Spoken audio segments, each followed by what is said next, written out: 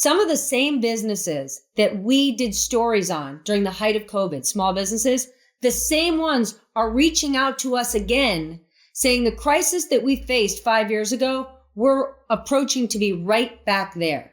And the difference now, this is a man-made crisis, and the only man is Donald Trump. Mm-hmm. So like you said, we haven't seen the full impact of the tariffs yet. When do you think that will start to change? And what will a more widespread impact look like?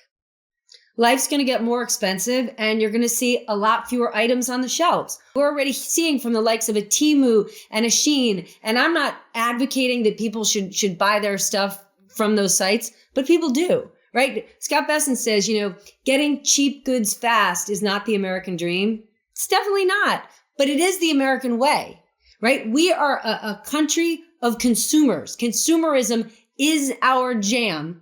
We're a country of people whose basements and attics are filled with stuff, and we sure love our fast fashion.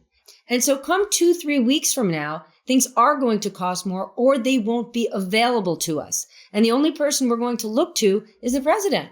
Mm-hmm. And is there a way for the Trump administration to reverse course here? Here's what I think is interesting. Could Trump find an exit ramp with some easy, smaller countries? Sure. But he has now launched a trade war with China. Okay? The last thing in the world Xi Jinping is up for is getting humiliated on the global stage. And Xi Jinping has a strong gut when it comes to him being embarrassed, and he'll take pain.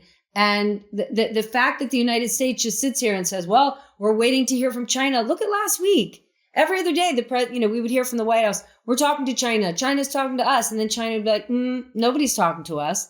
And that lack of clarity, think about what that's like for a business, right? Even if you are a business who likes the idea of tariffs, given the communication out of the White House in the last 2 weeks, do you really think that you would make a multi-billion-dollar 5-year investment to build a plant in the United States when 5 years from now, Donald Trump will not be in office and the tariffs that he's imposing could be gone? So think about that roller coaster that we're on. What this has done is paralyzed markets. We thought that in a Donald Trump universe, you would see tons of business activity. You'd see tons of mergers and acquisitions. None of that is happening because everyone is just hunkered down in the foxhole trying to figure out what's happening next.